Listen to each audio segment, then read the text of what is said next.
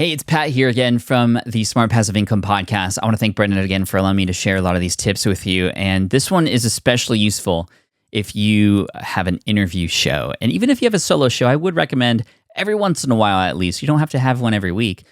Have a guest on, have an expert on. It's a great way not only to share some new information with your audience that you wouldn't be able to share yourself, but to pull some stories out from others, as well as connect with them, build a relationship with them. For some of my own students, that's the sole reason why they wanted to start a podcast, was to use the platform as a way to engage in conversation with other important people in the space. And that's been really cool. So anyway, whether you do this full-time or not, here are some tips for you to help you become a better interviewer. And I'm going to start with the biggest one, the one that's helped me the most, because in the beginning, I just read off a list of questions. And in the beginning, I mean 2010. That's when my show started. I was really nervous, so I wrote down every question, and I kind of just followed the script. But the problem with that is that means anybody could host your show. All they have to do is read something off the list. Eventually, a robot could do that, right? But where genuine, amazing content comes from is from genuine curiosity. And that would be my tip for you, to be genuinely curious.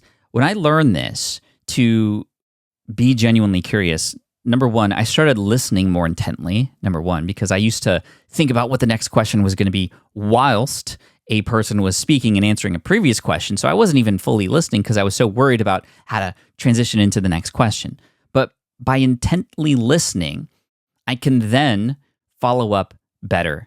I'm listening, I'm curious, and if I'm genuinely curious, I don't have to know what the next question is. It will inherently and sort of naturally and organically come.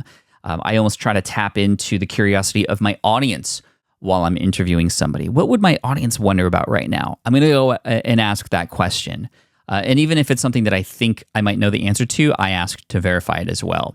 The other thing that helps with being genuinely curious, or that goes along with it, is the number one question that you can ask anybody. It's a question that we ask all the time when we are kids. If you have kids, you know they ask this all the time, but we sort of lose it as adults. We almost tell people to not ask this question. And I think as podcasters, we should bring it back. And that question is simply, why? This is your shovel that you use as a podcast interviewer to dig deeper. And that's where the gold lies in these conversations. So be genuinely curious. And if you're wondering why a person did something or why something happened, you have every right as the interviewer, who this guest agreed to come on to the show for, to ask why. Why did you do that? Why did you feel that way? What was it about this that made you want to go further?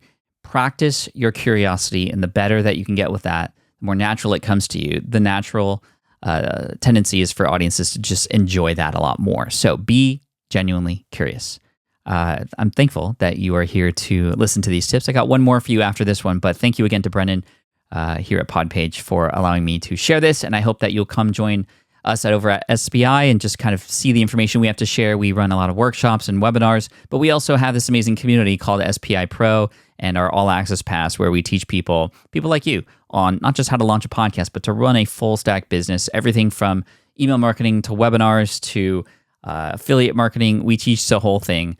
And if we could be of service to you, we want to be, and we're here to help. But if not, no worries. I hope this was helpful too. Thank you.